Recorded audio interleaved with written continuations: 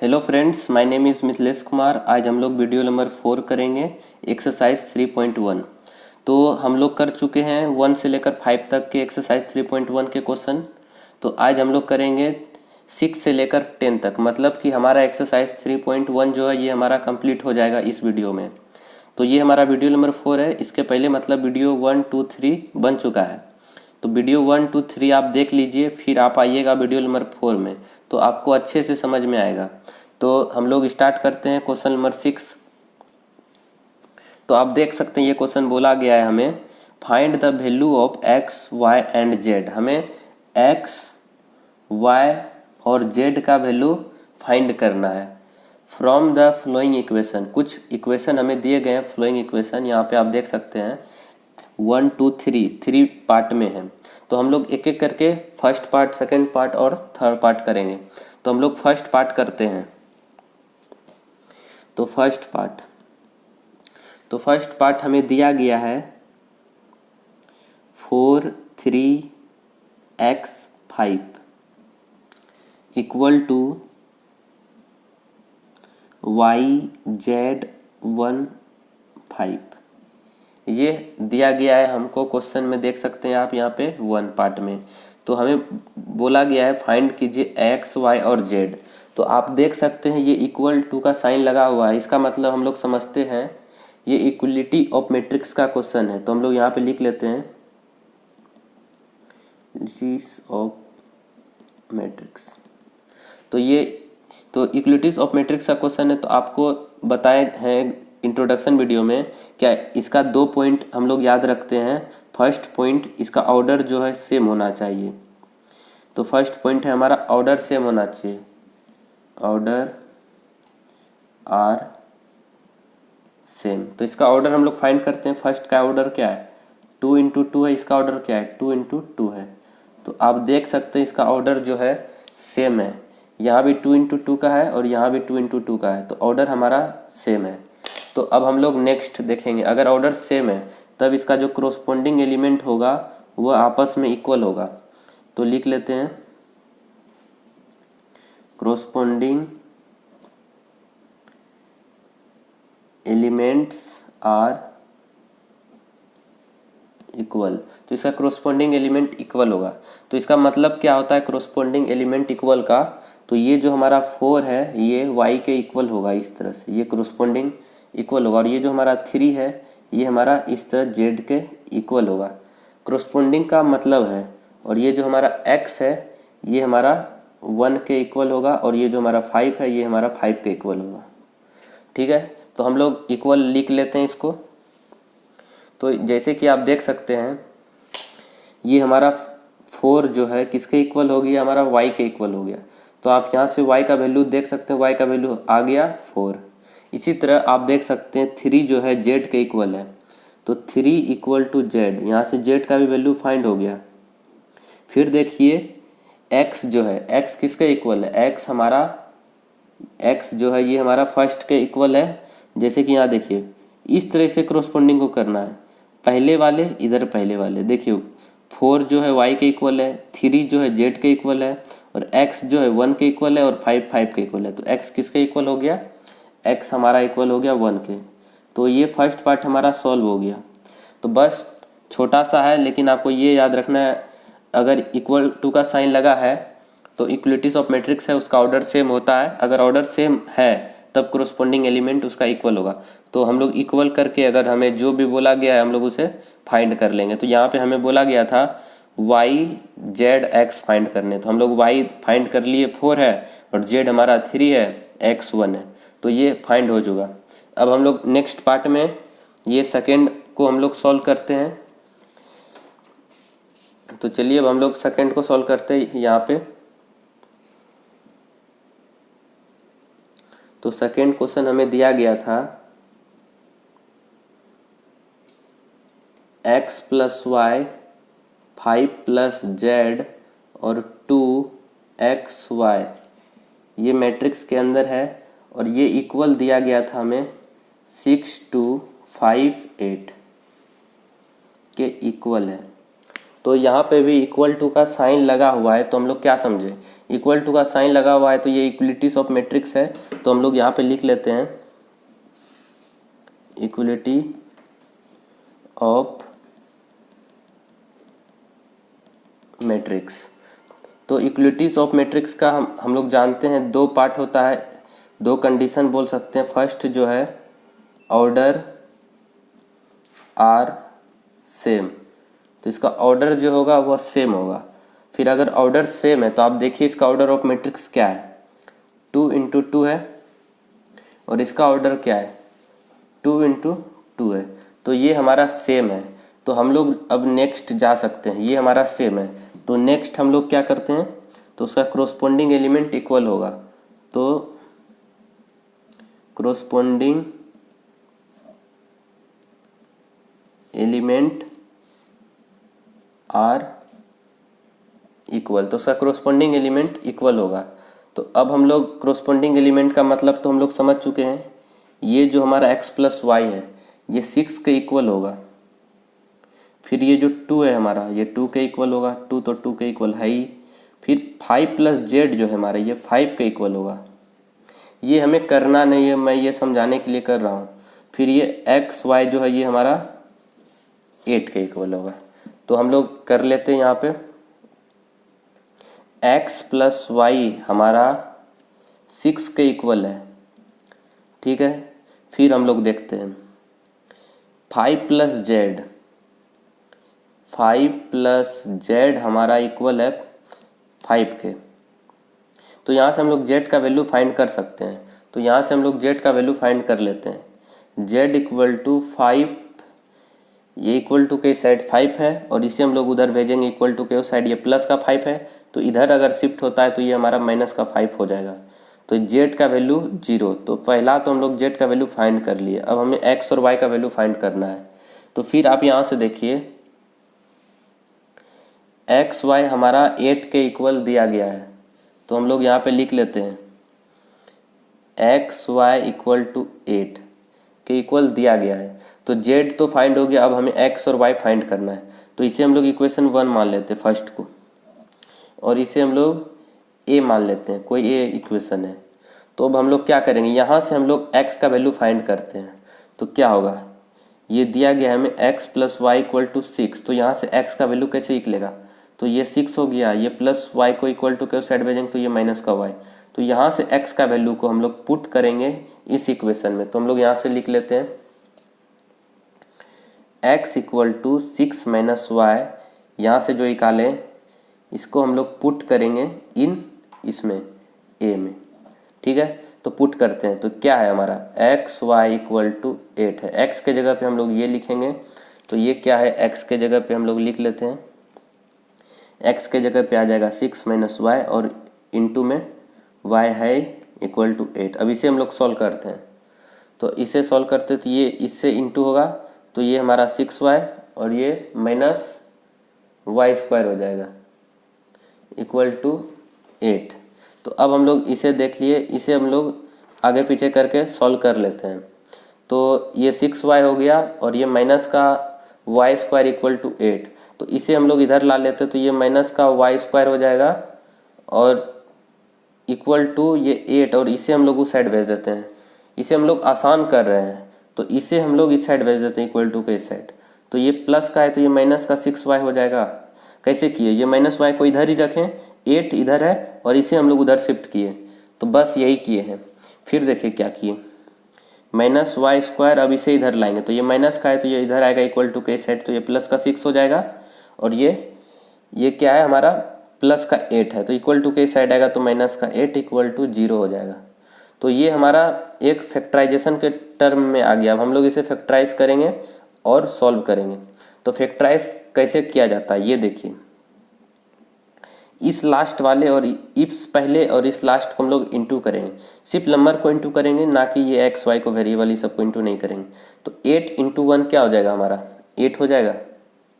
फिर इसका एलसीएम लीजिए 2 4, प्राइम फैक्टराइजेशन से तोड़िए 2 और ये हमारा 2 हो गया। अब इस जो वैल्यू आया इसे हमें मिडिल का टर्म को बनाना है। तो चलिए बना लेते हैं, कैसे होगा। तो 4 2 इंटू 2 4 प्लस 2 करेंगे तो बन सकता है, तो हम लोग वही करते हैं। -y² plus 4y plus 2y, तो देख सकते हैं 4 प्लस 2 6y बन गया। अब माइनस का 8 इक्वल टू 0। अब इसमें आपको क्या कॉमन दिख रहा है, तो आप इसमें -y कॉमन ले लीजिए, तो यहाँ पे एक y बचेगा और यहाँ -4 बचेगा क्योंकि माइनस कॉमन लिए हैं। फिर 2 यहाँ पे कॉमन ले लीजिए तो y -4 बचेगा इक्वल टू 0। ठीक है, तो आप यहाँ से देख सकते हैं। तो अब यहाँ पे भी आपको सेम दिख रहा है, यहाँ पे भी आपको सेम दिख रहा है, इसे हम लोग कॉमन ले लेते हैं, तो y -4 और ये जो बचा है इसे लिख लेते हैं -y प्लस 2 इक्वल टू 0। तो आप यहाँ से फाइंड कर सकते हैं y का वैल्यू। तो इसे हम लोग नेक्स्ट पेज में करते हैं क्या, तो ये रहा हमारा नेक्स्ट पेज। तो हम लोग इसे करते हैं, तो हमारा लास्ट में आया था y -4 और -y प्लस 2 इक्वल टू 0। अब देखिए आइदर अगर या तो ये होगा y -4 इक्वल टू 0 होगा या तो -y प्लस 2 इक्वल टू 0 होगा। अब इसे सॉल्व करते हैं, तो y का वैल्यू यहाँ से हम लोग निकाल सकते हैं। तो y इक्वल टू ये प्लस का 4 है, इक्वल टू के साइड जाएगा तो ये 4 बन जाएगा। तो एक तो y का वैल्यू 4 आया, फिर इसे तो ये -y है इक्वल टू इधर इस साइड हम लोग इसे शिफ्ट करते हैं +2 को, तो इधर आके ये माइनस का 2 हो जाएगा, माइनस से माइनस कैंसिल, तो y इक्वल टू 2 आ जाएगा। ठीक है, यहाँ पे y इक्वल टू 2 आ गया। अब देखिए आप यहाँ से देख सकते हैं y का 2 वैल्यू आया है, y इक्वल टू 2 और 4। तो y का 2 वैल्यू आ गया 2 या तो 4। अब हम लोग इसी तरह यहाँ से आप देख सकते हैं हम लोग क्या किए थे, x का वैल्यू उठाए थे और इसमें पुट किए थे। इस बार क्या करेंगे, फर्स्ट इक्वेशन से y का वैल्यू उठाएंगे और इसमें पुट करेंगे। तो चलिए हम लोग करते हैं। तो हमारा जो फर्स्ट इक्वेशन था x plus Y equal to 6 था, यहाँ से हम लोग y का वैल्यू निकालते हैं, तो y इक्वल टू क्या हो जाएगा 6 और ये इधर आएगा तो ये हमारा माइनस का x हो जाएगा। आप देख सकते हैं कैसे हो गया, तो ये y है इक्वल टू 6 है, ये प्लस का इधर आएगा तो ये माइनस का x हो जाएगा, तो ये हमारा y का वैल्यू आ गया। अब इसे हम लोग पुट करेंगे इक्वेशन a में। इक्वेशन a हमारा क्या था, तो इक्वेशन a हमारा था xy इक्वल टू 8 था, तो इसमें हम लोग y के जगह पे इसे पुट करेंगे। तो यहाँ पे हम लोग लिख लेते हैं पुट इन a, तो ये हमारा a इक्वेशन था, यहाँ पे हम लोग y के जगह पे पुट कर लेते हैं। तो x को ऐसे लिख लीजिए इंटू y के जगह पे 6 माइनस 8 इक्वल टू 8।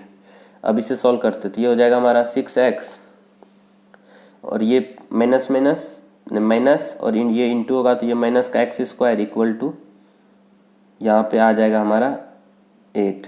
ठीक है, अब इसे भी उसी तरह कीजिए, माइनस का x को इधर ही रखिए इक्वल टू 8, अब इसे उधर शिफ्ट कीजिए तो ये प्लस का है इक्वल टू के साइड आएगा तो माइनस का हो जाएगा, तो -6x।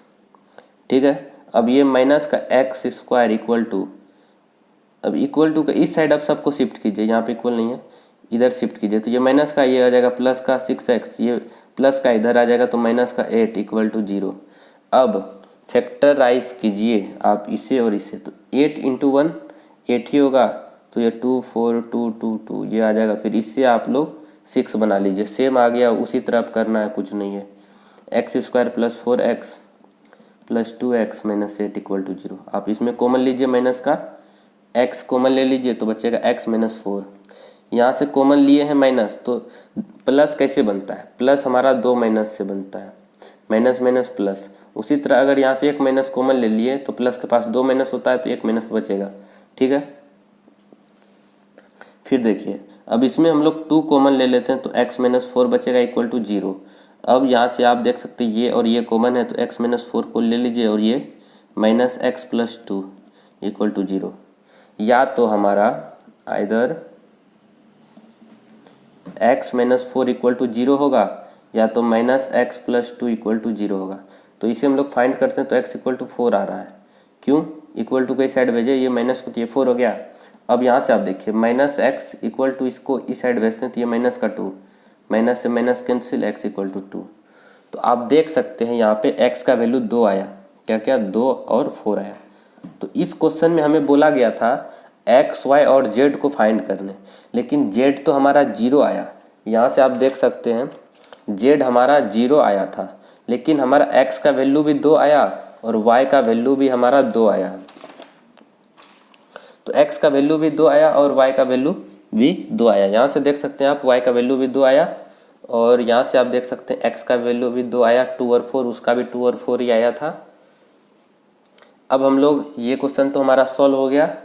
अब हम लोग देखते हैं इसका थर्ड पार्ट क्या था, तो उसे हम लोग नेक्स्ट पेज में करते हैं। तो हमारा जो थर्ड पार्ट है उसे हम लोग पहले लिख लेते हैं क्या है, ठीक है। तो हमारा था एक मैट्रिक्स दिया गया था x plus Y plus Z और दिया गया है x प्लस जेड और y प्लस जेड। ये एक मैट्रिक्स के अंदर बंद है और 9 5 7 दिया गया है। तो आप यहाँ से देख सकते हैं इक्वल टू का साइन लगा है, मतलब इक्वलिटीज ऑफ मैट्रिक्स का कॉन्सेप्ट यूज़ होगा इसमें। तो यहाँ पे हम लोग लिख लेते हैं इक्वलिटी ऑफ मैट्रिक्स। तो इसके लिए आपको दो कंडीशन पता होना चाहिए, बहुत बार हम लोग डिस्कस कर चुके हैं तो आपको अब तक याद हो गया होगा। तो पहला है order of matrix. Order of matrix जो है ये सेम होगा, matrix are same, order of matrix are same. फिर हमारा जो दूसरा पॉइंट है, अगर ऑर्डर ऑफ मैट्रिक्स सेम है तो देख लेते हैं क्या है। तो इसमें 1 2 3 रो है, तो 3 और एक ही कॉलम है, 3 into 1 का है। यहाँ से देखिए 1 2 3 रो है, कॉलम 1 है। तो आप देख सकते हैं ये भी सेम है, ये भी सेम है, तो मतलब इसमें इक्वलिटीज ऑफ मैट्रिक्स का हम लोग कॉन्सेप्ट यूज़ करेंगे। फिर अगर होता है ऐसा तो कोरोस्पोंडिंग एलिमेंट्स आर इक्वल, तो इसका कोरोस्पोंडिंग एलिमेंट जो होगा वो आपस में इक्वल होगा। इसका मतलब है ये जो हमारा x plus Y plus Z है ये हमारा 9 के इक्वल होगा, और ये जो y x प्लस जेड है ये हमारा 5 के इक्वल होगा, और ये हमारा y प्लस जेड है ये 7 के इक्वल होगा। हम लोग कर लेते हैं इक्वल। तो x plus Y plus Z equal to 9 है, तो इसे इक्वेशन 1 मान लेते हैं। और x plus Z equal to 5 है, इसे हम लोग इक्वेशन 2 मान लेते हैं, तो ये हमारा इक्वेशन 2 है। फिर y प्लस जेड हमारा 7 है, इसे हम लोग इक्वेशन 3 मान लेते हैं, ठीक है। तो अब आप देख सकते हैं x प्लस जेड हमें दिया गया है 5 है, तो इसे अगर हम लोग इसमें पुट करें तो हमारा y का वैल्यू आ सकता है, तो हम लोग वही करते हैं। इक्वेशन 2 को हम लोग पुट करेंगे इन इक्वेशन फर्स्ट, ठीक है। तो हम लोग इक्वेशन 2 को हम लोग पुट करेंगे इक्वेशन 1 में।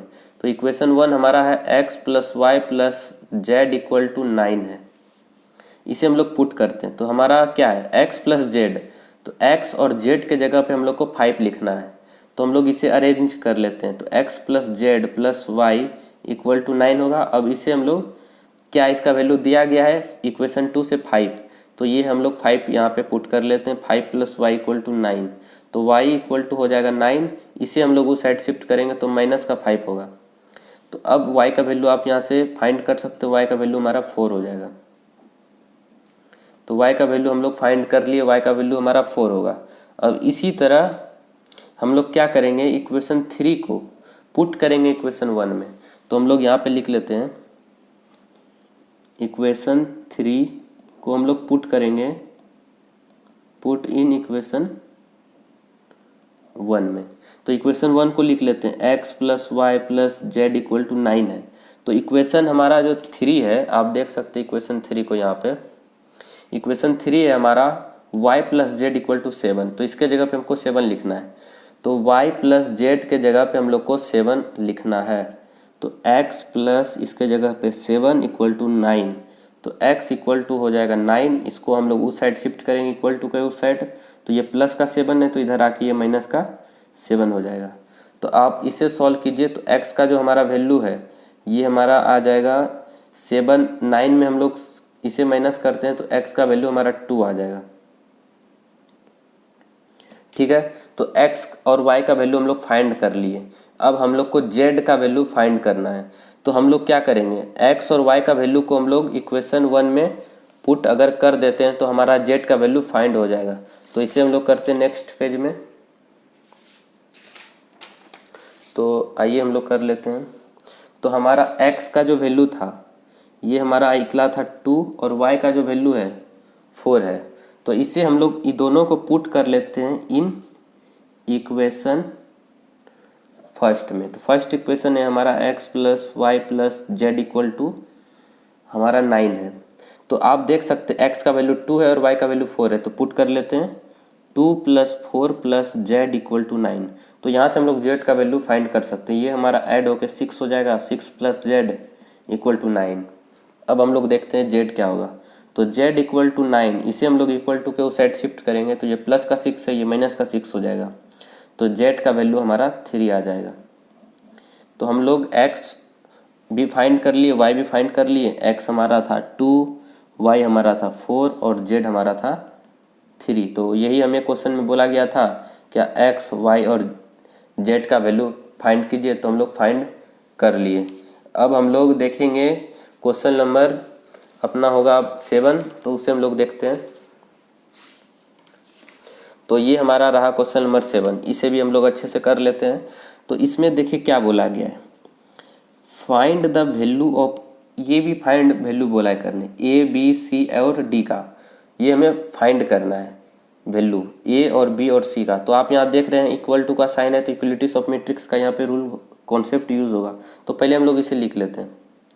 ये है हमारा a minus B, 2a plus C और 2a माइनस बी और 3c प्लस डी। ये इक्वल दिया गया है हमको -1, 5, 0 और 13 के। तो यहाँ इक्वल टू का साइन लगा हुआ है, तो मतलब इक्वलिटी ऑफ मैट्रिक्स का कॉन्सेप्ट यूज़ में आएगा। तो इसका जो फर्स्ट पॉइंट है हमारा जो होगा, ऑर्डर उसका सेम होना चाहिए। दोनों साइड इक्वल टू का, इस साइड और उस साइड ऑर्डर दोनों का सेम होना चाहिए। Order are same.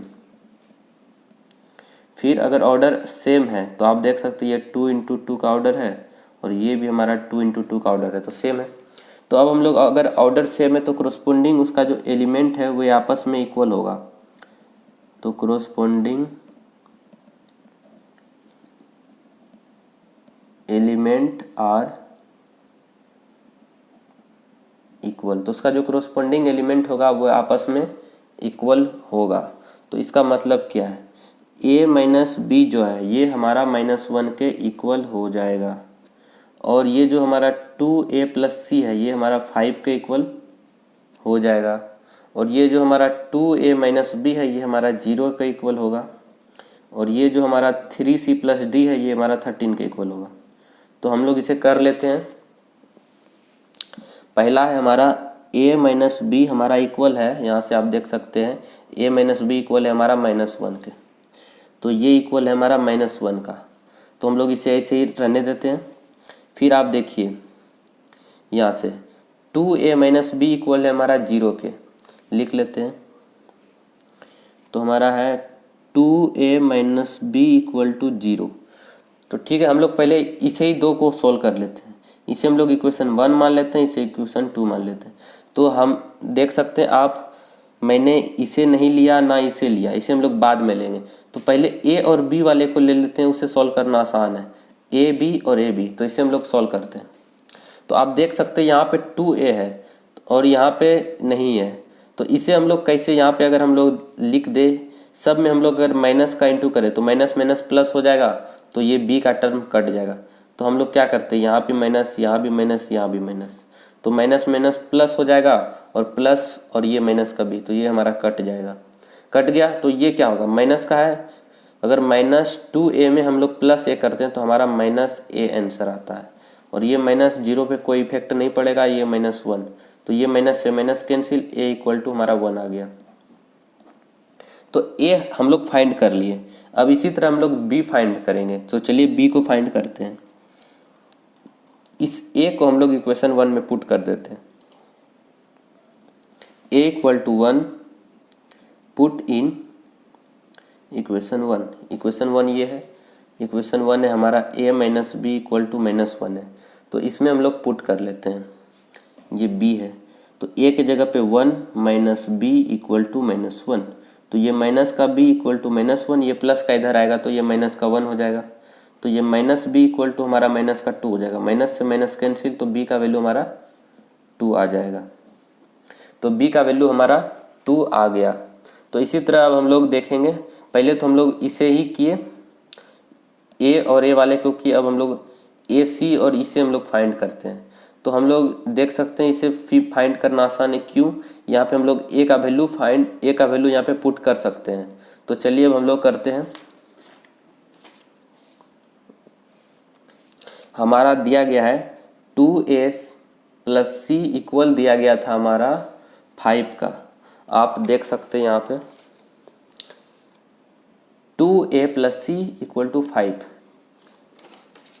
है, लेकिन हम लोग a का वैल्यू फाइंड कर चुके हैं। a का वैल्यू हमारा 1 है, हम लोग ये फाइंड कर चुके हैं। तो हम लोग यहाँ पे a का वैल्यू को रख देते हैं। a 1 हमारा था, c इक्वल टू 5, तो ये हो जाएगा 2 इंटू 1 2 प्लस सी प्लस 5। तो c हमें निकालना है, तो कैसे होगा? तो c इक्वल टू ये प्लस का 5 है, ये प्लस का 2 है, इसको हम लोग उस साइड शिफ्ट करते हैं तो ये हमारा माइनस का 2 आ जाएगा। तो c इक्वल टू हमारा यहाँ पे 3 आ गया, तो c भी हम लोग फाइंड कर लिए। अब इसी तरह हम लोग देखेंगे, इसी तरह यहाँ से आप 3c प्लस डी इक्वल होगा हमारा 13 का, तो इसे भी हम लोग कर लेते हैं। तो होगा हमारा 3c plus D equal to 13। तो आप यहाँ से c का वैल्यू हम लोग फाइंड कर लिए हैं, 3 है, तो यहाँ पे हम लोग पुट कर देंगे। तो into 3 plus D equal to 13, तो ये 3 इंटू 3 हमारा 9 हो जाएगा, प्लस d इक्वल टू 13। तो हमें d निकालना है, d क्या होगा? तो d इक्वल टू 13, ये प्लस का 9 है, इसको हम लोग इक्वल टू के उस साइड भेजेंगे तो ये हमारा माइनस का 9 हो जाएगा। तो d इक्वल टू हमारा क्या आ जाएगा? तो यहाँ इसको हम लोग सॉल्व करते हैं तो d का वैल्यू हमारा 4 आ जाएगा। तो हमारा ये क्वेश्चन भी हो गया, हमारा क्वेश्चन नंबर 7, जिसमें कि a का वैल्यू हमारा आया था, a का वैल्यू हमारा 1 आया था, b का वैल्यू 2 आया, c का वैल्यू हमारा 3 और d का वैल्यू लास्ट में हमारा 4 आ गया। तो ये क्वेश्चन हमारा सॉल्व हो चुका है। अब हम लोग क्वेश्चन नंबर 8, 9 और 10 को देखेंगे। तो ये रहा हमारा MCQ टाइप क्वेश्चन है, question number 8। a equal to हमें दिया गया है aij, ये जनरल फॉर्म है किसका? पोजीशन ऑफ एलिमेंट का, m इंटू एन के फॉर्म में दिया गया है। इज ए स्क्वायर मैट्रिक्स, क्या यह स्क्वायर मैट्रिक्स है? अगर कंडीशन दिया गया है इफ, क्या इसमें होगा जो हमारा स्क्वायर मैट्रिक्स हो जाएगा? तो हमेशा मैंने बताया है, अपने इंट्रोडक्शन वीडियो में भी बताया है, क्या अगर m इक्वल टू एन के फॉर्म में हो तो भी वह स्क्वायर मैट्रिक्स होगा। तो यही बताना है स्क्वायर मैट्रिक्स कैसे होगा। तो ये m इक्वल टू एन के फॉर्म में होगा, तो ये हम लोग डायरेक्ट देख के बता सकते हैं। स्क्वायर मैट्रिक्स का कंडीशन ही है कि ऑर्डर ऑफ मैट्रिक्स उसका m इक्वल टू एन के फॉर्म में हो। जैसे कि एक एग्जांपल है 1 2 3 4, तो आप देख सकते हैं ये इसका ऑर्डर ऑफ मैट्रिक्स क्या होगा? इसका ऑर्डर ऑफ मैट्रिक्स जो होगा हमारा 2 इंटू 2 होगा, तो इसमें m इंटू एन है, इसमें भी m जो है इक्वल है n का, 2 है और ये भी 2 है, तो ये हमारा स्क्वायर मैट्रिक्स है। इसी तरह ये m इक्वल टू n के फॉर्म में दिया गया है, तो ये सेटिस्फाई करेगा। तो यही हमारा c जो होगा ये हमारा राइट आंसर होगा। अब हम लोग देखते हैं क्वेश्चन नंबर 9 को। तो ये रहा हमारा question number 9। Which of the given value of x and y make the following pair of the matrix equal? ऐसा कौन सा वैल्यू x और y का जिसमें हमारा मैट्रिक्स जो है इक्वल है? तो हम लोग एक एक करके फाइंड इसमें भी करेंगे, तभी पता चलेगा क्या हो रहा है। तो इसमें भी इक्वल टू का साइन है, तो इक्वलिटीज ऑफ मैट्रिक्स का यूज़ होगा। ये MCQ टाइप क्वेश्चन है, इसलिए हम लोग ज़्यादा इसमें लिख के नहीं करेंगे, इसमें हम लोग डायरेक्ट करने की कोशिश करेंगे। तो ये जो है हमारा 3x प्लस 7 ये 0 के इक्वल हो जाएगा। तो इसे हम लोग फर्स्ट कर लेते हैं, यहाँ पे ये ऑप्शन दिया गया है, इसे हम लोग बाद में देखेंगे। तो ये हमें है 3x प्लस 7 इक्वल टू 0, यहाँ से हम लोग x का वैल्यू फाइंड करते हैं। तो 3x इक्वल टू ये प्लस को हम लोग इक्वल टू के उस साइड भेजेंगे तो ये माइनस का 7 हो जाएगा। तो x इक्वल टू -7/3। तो ये हमारा x का वैल्यू आ गया। ठीक है, एक एक करके हम लोग सबको सॉल्व करते हैं। तो ये 5 इक्वल टू हमारा है y-2 के। तो ये हमारा y-2 के इक्वल है। तो इसे हम लोग नेक्स्ट देख लेते हैं नेक्स्ट पेज में।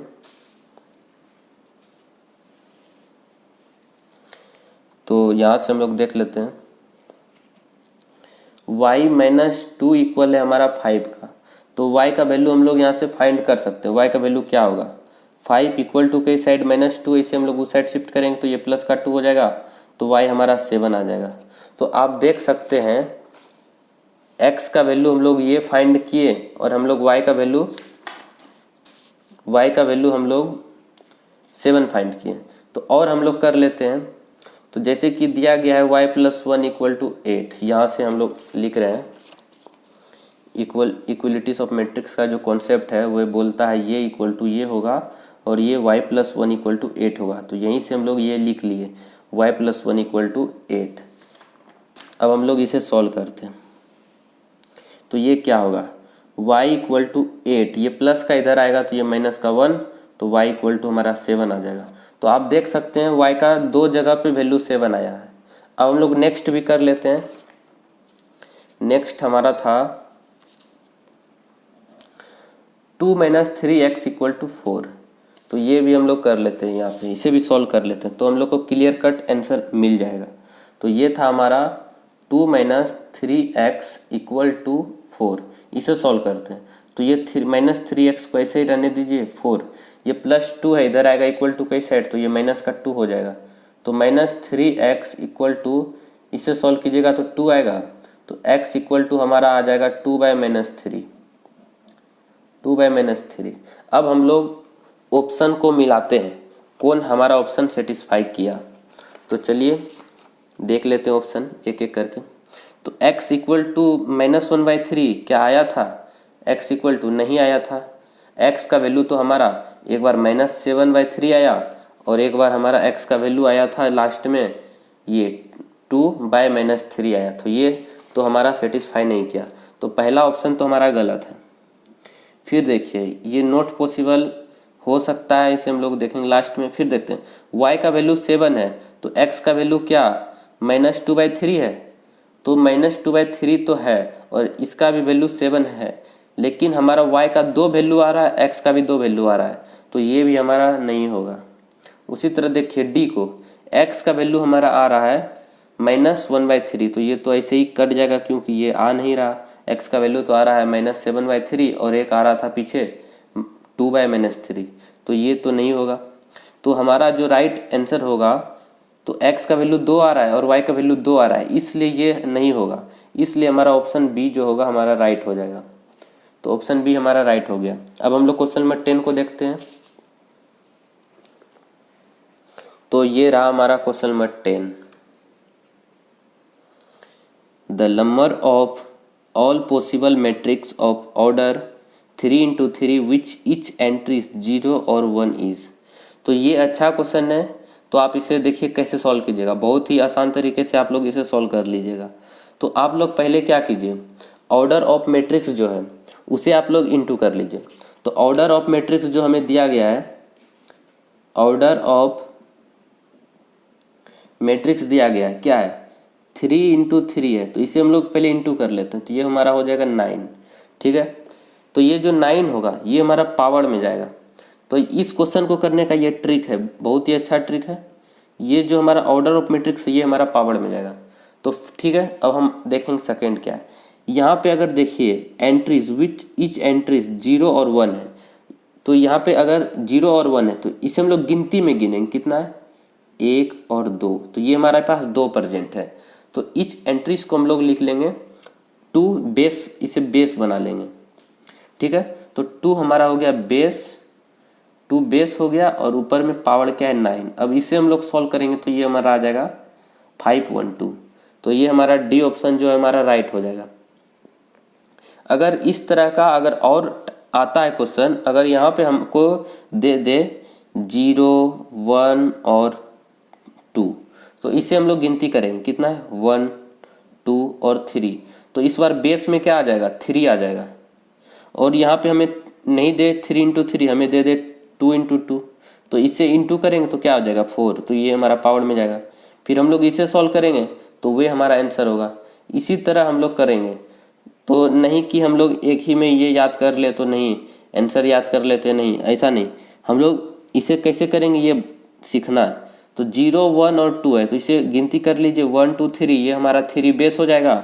और अगर 2 इंटू 2 का ऑर्डर दिया गया है तो 2 इंटू 2 क्या हो जाएगा हमारा 4 हो जाएगा। इसे हम लोग पावर बना लेंगे, फिर हम लोग इसे सॉल्व कर लेंगे। तो ये हो जाएगा हमारा 3 इंटू 3 इंटू 3 इंटू 3। तो इसे आप कर लीजिए, तो ये हो जाएगा हमारा 3 इंटू 3 इंटू 3 9, 9 इंटू 3, 9 इंटू 3 आप कीजिएगा तो 27, और 27 इंटू 3 कीजिए तो ये हमारा 81 हो जाएगा। तो इसी तरह आप कर सकते हैं दूसरे क्वेश्चन को अगर आता है इस टाइप का। तो लेकिन इस क्वेश्चन का जो आंसर होगा हमारा 512 होगा। तो क्वेश्चन नंबर 10 का जो आंसर होगा हमारा यहाँ पे आप देख सकते हैं 512 होगा। तो ये हमारा क्वेश्चन नंबर 10 सॉल्व हो गया। एक्सरसाइज 3.1 हमारा कंप्लीट हो चुका है। अब हम लोग नेक्स्ट वीडियो में देखेंगे मतलब एक्सरसाइज 3.2 को हम लोग डिस्कस करेंगे, उसका इंट्रोडक्शन पार्ट डिस्कस करेंगे नेक्स्ट वीडियो में। तो आज के लिए बस इतना ही।